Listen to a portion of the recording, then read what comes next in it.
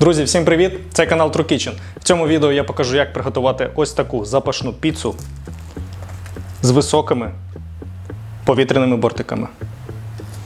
І це все можна зробити вдома.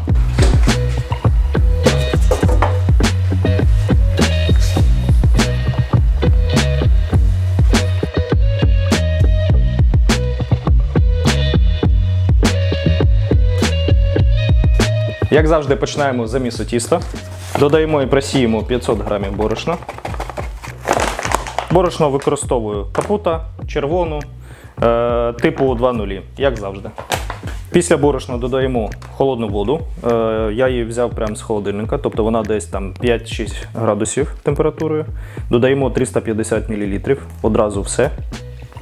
І тепер робимо автоліз. Що таке автоліз, я вже розповідав.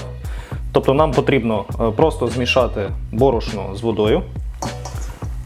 Причому нам заміс робити не потрібно в класичному розумінні, а просто щоб у нас повністю усе борошно якби не було сухим, щоб воно стало таке м'якою масою. Тому ми просто перемішуємо. Перемішуємо так приблизно 2, там максимум 3 хвилини. Як тільки у нас тісто стало такою масою, от у нас трішки рихла, але це саме те, що потрібно.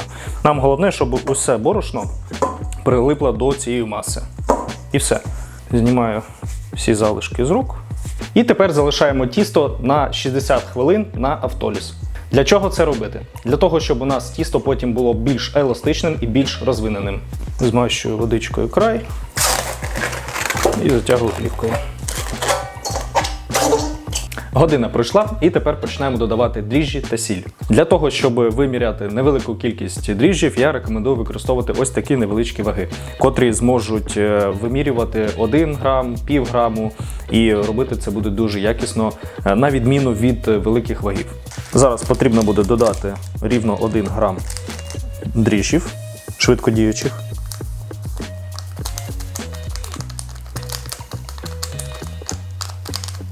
Одразу всипаємо наше тісто після автолізу. Сюди ж потрібно додати 15 грамів солі.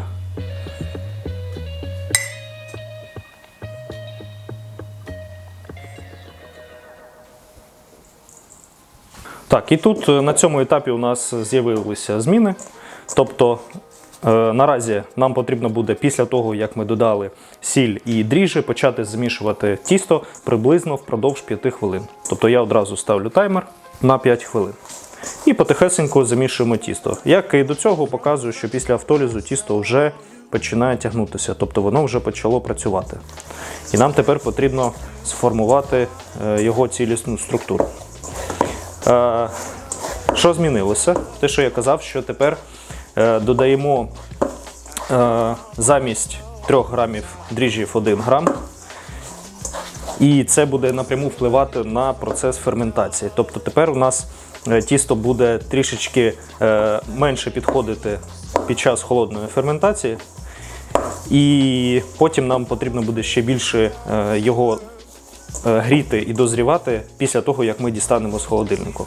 Це нам дає змогу утворити більш щільну структуру, причому саме щільну для повітря, тобто воно буде краще утримувати повітря, при цьому саме тісто не буде дуже сильно, скажімо так, твердим, дуже грубим, воно буде достатньо м'якеньким.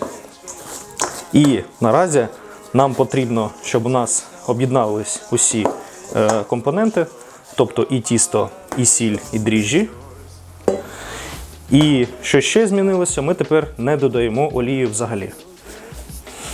Також загальний заміс тіста до цього був там приблизно 15-18, там, до 20 хвилин, в залежності від умов.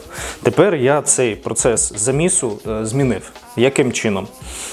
Я почитав про те, що конкретне борошно, з котрим я працюю, воно дуже сильне, тобто у нього індекс сили W десь приблизно біля 300, і тому тісто само по собі дуже міцне. І воно може дуже добре тримати в собі воду, і тому цей процес заміса можна, скажімо так, відрегулювати, зробити його менше. Як саме я зроблю менше? Цей заміс базовий, котрий я зараз роблю, я роблю впродовж приблизно 5 хвилин. Потім даю тісту відпочивати і після відпочинку я буду робити складання. Так само, як це робиться до прикладу, для хліба. Чому саме так? Чому я буду робити складання? Тому що я помітив таку залежність, що якщо багато місити руками, відбуваються дві речі. По-перше, саме тісто, воно стає міцним, все добре, але потім, коли на смак воно не таке м'яке, як хотілося б. Тобто воно все ж таки трішечки жорстке та гумове. А якщо робити перший заміс такий руками, причому при замісі руками я не зможу його довести до ідеального стану, тобто воно ще буде таке рихловате. А під час складання ми підвисимо силу тіста, тобто воно буде витягуватися і покращуватися структура цього тіста. І таким чином я не зроблю його дуже занадто міцним, щоб воно не стало грубим і твердим на смак. Але при цьому воно буде дуже добре утримувати повітря. Тобто ми отримаємо дуже гарний результат. Тому нам не потрібно зараз отримати ідеальну структуру після першого ж цього замісу впродовж 5 хвилин, тому що потім тісто ще буде відпочивати, воно ще буде продовжувати розвиватися, клейковина буде розвиватися разом з глютеном. І тому цей процес заміса можна розділити на декілька таких етапів частин. Але в кінцевому результаті ми отримаємо ще більш крутий результат. Так, і дуже важливо використовувати холодну воду, те, що я казав, тому що тісто не повинно перегрітися, інакше воно знову ж таки буде мати погану структуру і буде погано утримувати повітря. Таймер у нас відпрацював, тобто пройшло у нас 5 хвилин. Тепер що ми робимо? Ми просто його трішечки підтягуємо. Не сильно. Тут на цьому етапі ми сильно не запарюємося. І залишаємо наше тісто прямо в цій мисці, те, що ми замішували. Залишаємо. Знову ж таки, зараз змащую по краям і залишаю це тісто відпочивати приблизно на годину. Після цього буду робити перше складання.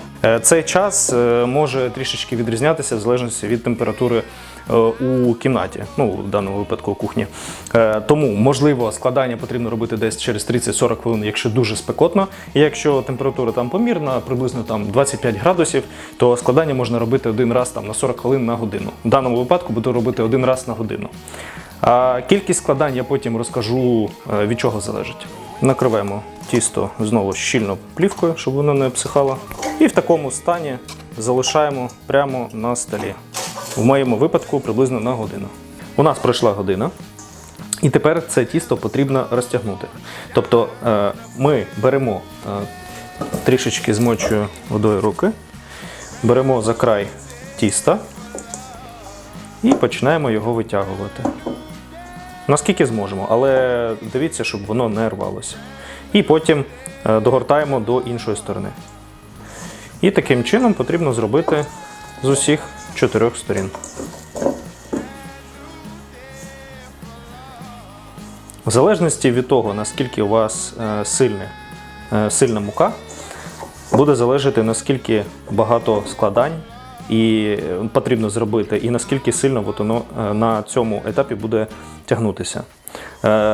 Я поекспериментував з тим борошном, з котрим я працюю, і я виявив, що достатньо одного складання. На друге складання я навіть не йду. Але це при умові, що у нас тісто з вологістю 70%. Тобто, якщо воно буде більш вологе, 80-90, то, можливо, потрібно буде ще складати. Тому наразі я склав один раз, тобто у нас ось тісто в такому стані, залишається знову під плівкою десь на півгодини. Далі я друге складання робити не буду. Але у вас, якщо ви робите тісто з іншим борошном, з іншим типом борошном, з іншою силою, з іншою вологістю, можливо, вам потрібно буде складати ще 1-2 рази. Тобто максимально десь до 3 разів можливо складання.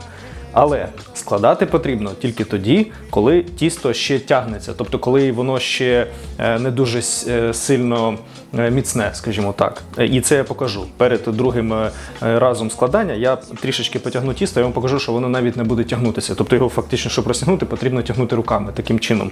Але воно буде рватися, і це погано, і так не потрібно робити. Потрібно тягнути рівно настільки, наскільки вам тісто дає себе тягнути. Ми його розтягнули, тепер знову змащую край миски водою, щоб краще плівка прилипла.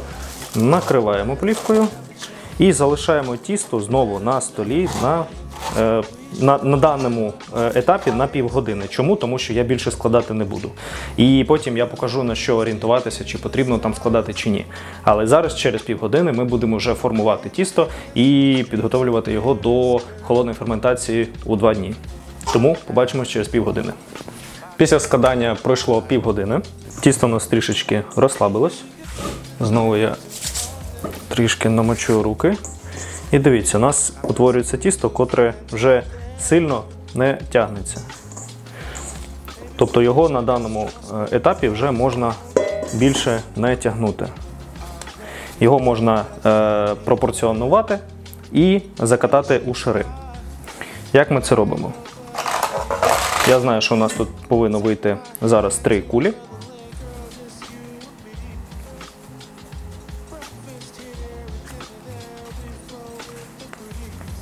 Приблизно по 260-270 грамів.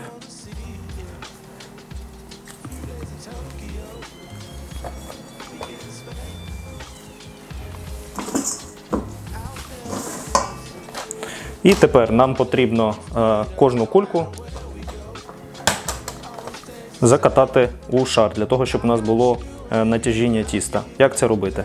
Ми спочатку його трішки підтягуємо таким чином.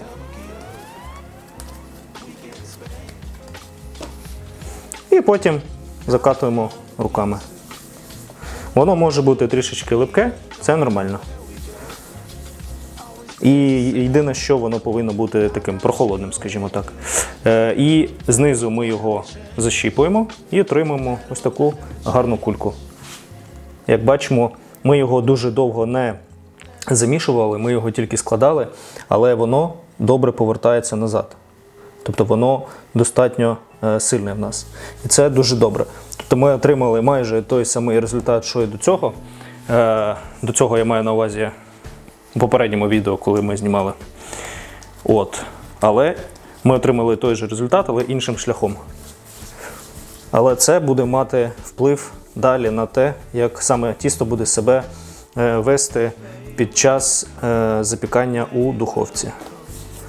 Тому наразі ми закатуємо 3 кульки. І у нас є натяжіння, все чітко. Якщо ви розумієте, що ви зараз дістаєте тісто і воно прям дуже-дуже рідке, і його навіть не вдається закатувати в кульки, і нема цього натяжіння, то тоді краще все ж таки ще раз натягнути і ще раз залишити там на півгодинки, на 40 хвилин, на годину. І тоді ще раз спробувати його ділити. Це дуже важливо. В даному випадку для даного типу борошна достатньо того, що ми зробили автоліз, замісили тісто, зробили одне складання через годинку і далі ми можемо формувати. Якщо я зроблю 2 складання, теж робив тести, то після 2-го, 3-го там складання у нас вже тісто дуже-дуже туге. І потім, коли ми вже запечемо нашу піцу, тісто буде дуже грубе, тобто воно буде занадто туге, а нам потрібно цю золоту середину спіймати. Беремо ті самі мисочки, що у нас були у минулий раз, вони дуже добре працюють, я вже багато разів робив з ним тісто, і це на даний момент саме оптимальний варіант, і він такий залишається. Що нам потрібно? Нам потрібно трішечки сюди додати олії, причому чисто змазати поверхню, для того, щоб потім тісто нормально вийшло з цієї мисочки, з цієї форми. Тому я таким чином бризкаю і далі руками добре змащуємо всередині. Олії не повинно бути багато, але вона повністю повинна покрити поверхню миски всередині. Все, коли мисочки ми змастили, знову дотягуємо тісто і закидуємо всередину. Тісто обов'язково закатуйте. Обов'язково поверхня повинна бути тіста натягнута для того, щоб утримати у кінцевому етапі максимально багато повітря, наскільки це можливо. І тепер потрібно ці мисочки затягнути плівкою. Ну, в моєму випадку плівкою, можливо, у вас є кришки якісь. Головне це зробити герметично. Все, і в такому стані я ставлю в холодильник. В холодильнику у мене, як завжди, 5-6 градусів. Зараз літо, то 2 доби спокійно воно буде стояти. Тому зустрінемось через 2 доби. Минуло 2 доби, зараз приблизно обід. Я дістав тісто вже з холодильнику і можна побачити, що воно трішечки збільшилось, але не дуже сильно. І все, тепер нам потрібно отак от прямо на столі залишити тісто приблизно там десь на 6-7 годин. Якщо у вас дуже спекотно на кухні, там градусів 27-28, тоді, можливо, це буде трішки швидше, десь там 4 години. Але я так от залишаю прямо на столі і йду займатися своїми справами, і ввечері продовжимо. Пройшло приблизно 5 годин, температура у мене на кухні достатньо висока, тому тісто вже готове. Як я це зрозумів, воно ще трішки збільшилось, не дуже сильно, кажу одразу. Раніше у мене тісто там піднімалось у минулих роликах десь на половину цієї мисочки, а наразі десь займає 1/3 приблизно. Цього достатньо. Що я наразі буду робити? Я вже хвилин 10 назад приблизно вімкнув пічку, все так само, як у попередніх відео. Режим гриль, якщо у вас є такий, якщо ні, то саме потужний ставити потрібно. І якщо у вас вибір температури, скоріше за все, так само буде, що потрібно викрутити на максимум, тобто на 3 зірочки. Тобто в мене вже каміння гріється приблизно 10 хвилин, загалом потрібно прогріти десь приблизно 1-1,5. Поки що підготовлюємо начинку, котра вам буде подобатись, і через 50 хвилин ми почнемо смажити піцу.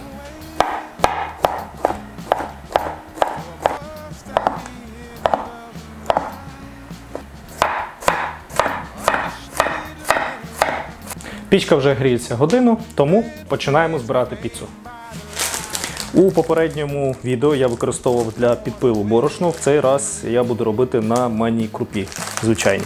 До речі, дуже прикольно виходить. Тому спочатку насипаю собі на робочу поверхню, тепер відкриваю саме тісто.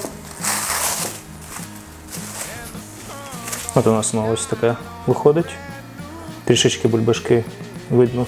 І тепер присипаю зверху. І починаю його діставати. Як і попередній раз, ми перегортаємо миску і чекаємо, поки тісто саме відлипне від миски. Таким чином ми не будемо його дуже багато чіпати, і максимальна кількість повітря буде всередині мисці.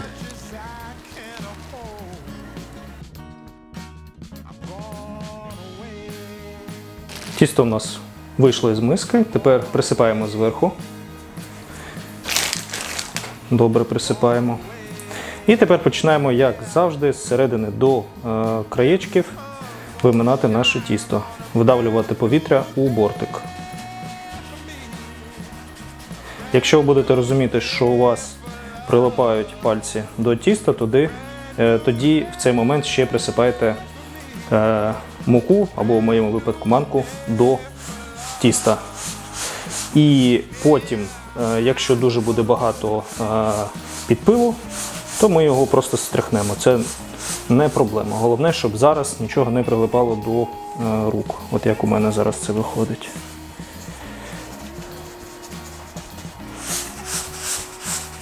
І все, тепер викатуємо наше тісто до потрібного нам розміру.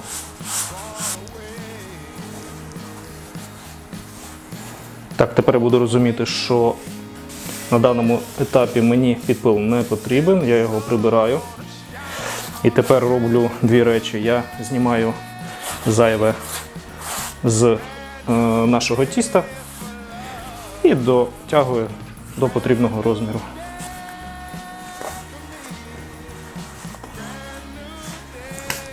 Тепер правило золоте, як завжди, нам не потрібно додавати занадто багато начинки.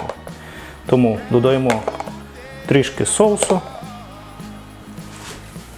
Якщо додамо занадто багато начинки, то у нас буде або дуже важка піца, або буде мокре дно піци, і це погано.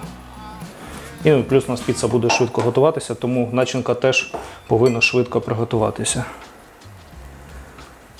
повинна встигнути приготуватися. Трішки ковбасок. Трішки ще ковбасок. Трішки маринованої куриці зверху. Курку ріжте максимально тоненько, щоб вона встигла приготуватися, і намагайтесь класти її максимально ближче до гори. Тобто на низ під сир там не кладіть, бо вона не встигне приготуватись. Піцу намагайтесь збирати достатньо швидко, щоб вона не встигла прилипнути у вас до вашого столу. Ну все, цього достатньо. Тепер трішечки припиляємо лопату і підтягуємо наше тісто на лопату. Тепер на самій лопаті ми її розрівнюємо і швиденько закидаємо в пічку.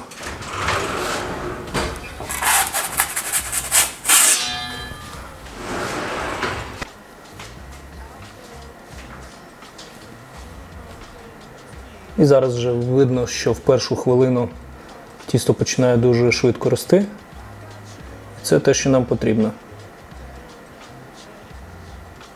Тепер, коли піца майже готова, нам потрібно її прогорнути обов'язково, щоб вона рівномірно пропікалася. Швиденько горнули. Так, і у нас пройшло приблизно 5 хвилин. Потрібно перевірити дно. В даному випадку воно добре у нас просмажилось. І на цьому все.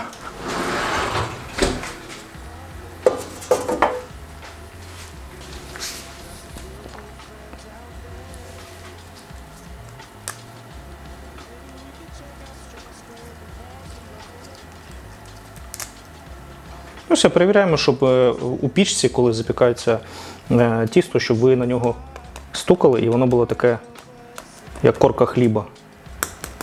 Сухе. І одразу, як тільки достали піцу, не ріжте її одразу, дайте їй хвилинку-півтори постояти. Тепер починаємо різати.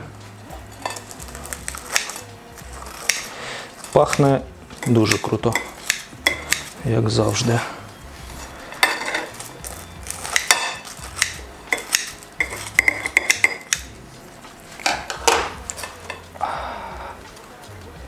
Дивіться, який бортик. Ніжний, світлий всередині і хрусткий зовні. Те, що потрібно.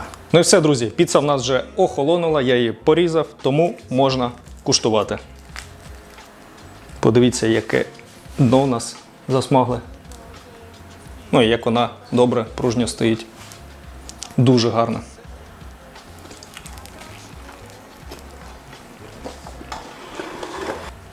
Це дуже смачно. Друзі, піца вийшла чудова, дуже крута. Це вже, напевно, десь третій, четвертий варіант піци, яку я знімаю, і постійно знаходиться щось те, що можна вдосконалити. І кожен раз здається, що вже все, нічого більше не можна зробити. Але все одно можна і все одно отримуємо чудовий, більш крутий результат, ніж у попередній раз. А на цьому все. Кому сподобалось це відео, кому воно було корисним, обов'язково ставте вподобайки, підписуйтесь на канал та пишіть коментарі. Якщо вам щось не зрозуміло, я завжди вам відповім. А я пішов їсти піцу.